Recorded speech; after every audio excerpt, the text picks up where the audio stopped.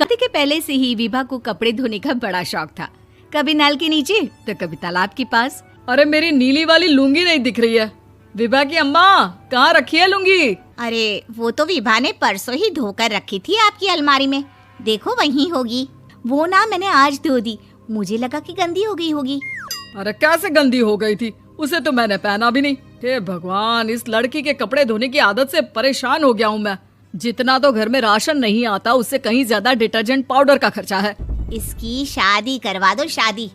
जाए अपने घर में ही करे काम, फिर चाहे घर के कपड़े धोने हो या पूरे गांव के। हाँ ठीक बोल रही हो, देखता हूँ मैं कोई लड़का। वो दिन भी आ जाता है जब विभा को देखने लड़के वाले आ जाते हैं। लड़की मुझे अच्छी लगी।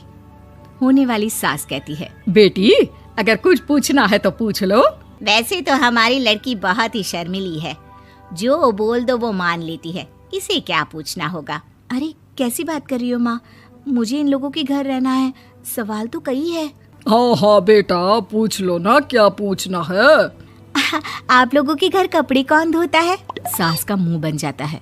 देखो, अगर तुम ये कहना चाहती हो कि तुम्हें कपड़े धोने नहीं आते तो सुन लो, कपड़े मैं ही धोती हूँ, लेकिन तुम्हारे आ जाने के बाद मैं रुमाल तक नहीं धोऊंगी। अरे चुप रहना भाग्यवान, बहू बेचारी घर आई नहीं, उसे डराना शुरू कर दिया। वो क्या है ना बिटिया, अभी तक तो ये कल्लू की माँ ही धोती थी, लेकिन अब तुम्हारे पापा तो दहेज में वॉशिंग मशीन देंगे ही।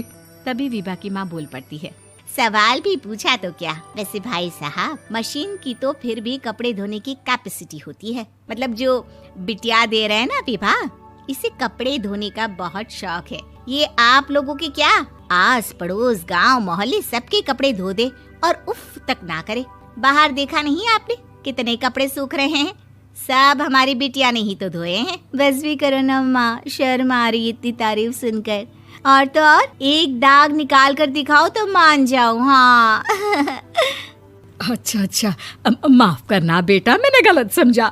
हमें तो रिश्ता बहुत पसंद है। और ऐसे जुड़ जाता है रिश्ता कपड़े धोने का शौक रखने वाली विभा का। उसकी शादी हो जाती है कोयला फैक्ट्री में काम करने वाले कल्लू के साथ। शादी के बाद अचानक विभा चिल्लाती हुई सास के पास आती है। सासू माँ, अरे सासू माँ कहाँ है आप?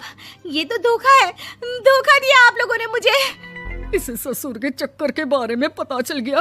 अरे तो उसमें तुझे क्यों धोखा मिला है? अरे नल में पानी नहीं आता, कपड़े कैसे कब धुलेंगे? अच्छा अच्छा, तू पानी नहीं आ रहा उसकी बात कर रही है। तो आपने क्या सोचा? कुछ नहीं। अच्छा, तेरी माँ ने कहा था कि कपड़े धोने का शौक है तुझे, याद आया मुझे। शौक शौक बोलकर कपड़े धोने वाले मेरे जुनून को कम ना आके सासू माँ, कपड़ा धोना मेरा गुरूर है। तभी पति भी वहाँ आ जाता है। अभी अभी मैंने इसे सनी देओल की फिल्म दिखाई है, उसी के डायलॉग मार रही है माँ। अच्छा सुन, साफ साफ बता रही हूँ, पानी सुबह 4 से 6 और शाम को 10 से 12 आता है, समझी? विभा टाइमिंग सुनकर हैरान हो जाती है। ये क्या भूतों का मोहल्ला है? सुबह 4 बजे उठकर कौन कपड़े धोता है? 4 बजे टंकी में पानी जाता है, फिर सारा दिन धोना ना, किसने मना किया? अरे कैसी बात कर रही हैं? 200 लीटर की टंकी में कितने कपड़े धो लूंगी मैं? सुबह ही उठ जाऊंगी मैं। अब क्या था, विभा सुबह 4 से लेकर रात के 12 बजे तक कपड़े ही धोती रहती। एक रोज सास पड़ोस से निकलकर कहीं जा रही होती है कि साथ वाली कहती है, हाँ कल्लू की माँ, जरा ये बताओ कि 2 साड़ी है, 2 ब्लाउज और एक पेटीकोट और एक नाड़े वाला लंबा कच्छा। हाँ तो? अरे तो क्या, कितना लोगी धुलाई ये बताओ। धोबन दिख रहे हैं हम क्या? हमारे पति सरकारी नौकरी से अभी अभी रिटायर हुए हैं और बेटा सुपरवाइजर है कोयला फैक्ट्री में। धोबन समझ रखा है हमें। हाय रे कल्लू की अम्मा, माफ कर दो, वो तो मोहल्ले में यही सब बता रहे थे कि तुमने बहू को कपड़ा धुलवाने के काम में लगा दिया है। सास को पड़ोसन की बात सुनकर गुस्सा आ जाता है। वो घर पहुंचती है जहां घर के बाहर ही इतने सारे कपड़े सूख रहे होते हैं जितने कि किसी धोबन के घर पर। अरे ओ कल्लू की दुल्हन, बाहर निकल।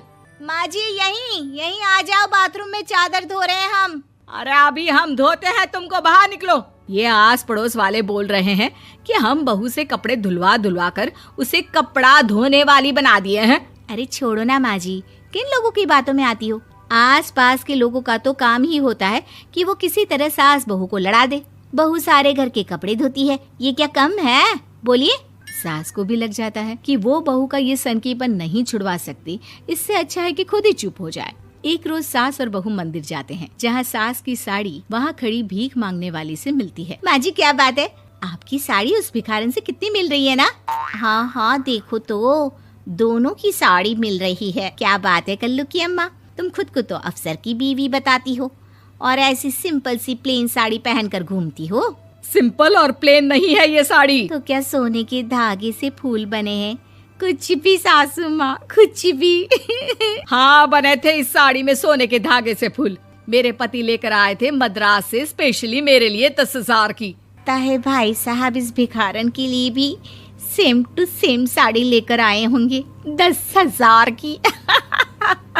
सास उस वक्त तो कुछ नहीं कहती, लेकिन बहू के साथ घर आती है और अलमारी से एल्बम निकाल कर लाती है। ये साड़ी देख रही है, ये वही साड़ी है जिसे मैंने अभी पहना था। इस साड़ी में ये जो चमकदार फूल दिख रहे हैं ना, ये सोने के धागों से काढ़े गए हैं। लेकिन तू लोकल वॉशिंग मशीन ब्रश से घिस घिस कर सारे फूलों को निकाल कर साड़ी प्लेन कर दी।